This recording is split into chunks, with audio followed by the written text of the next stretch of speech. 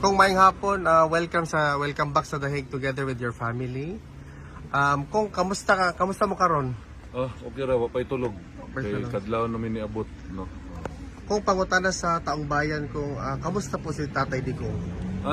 Karon pagsulod na mo, wala pa say pamahaw ug paniudto. Ano pa siya, wala daw siya gibaling-baling sa sulod. Natulog na po daw siya. Namayat, payat siya karon.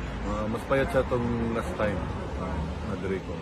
Kung nahisgutan ba ninyo ang celebration sa Independence Day, does he have anything to say about Wala man siya istorya na. Ang iya mang istorya kaniman una yung mga apo. Kay dugay sila wa nagkita. Labi na ning laki. Was he very happy, sir, na nakita Oo, niya? oo. Meron bang mensahe pala ang dating Pangulo, sir, sa mga kababayan natin? Karon ang iyang mensahe nga alagaan daw ang Pilipinas, alagaan ang Pilipino, kay kami mga politiko moagi rami aning kalibutan na importante nga ang Pilipinas matarong during my time. Was there a big difference po doon sa pagbisita mo before the now kay Tatay Digong? Dako kayo yang gipayat. Pero okay man siya. Okay mo storya, sige binuang, sige pagkatawa.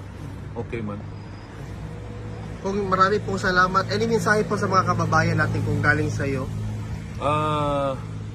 Gikan sa ako, dagang salamat kaninyong tanan.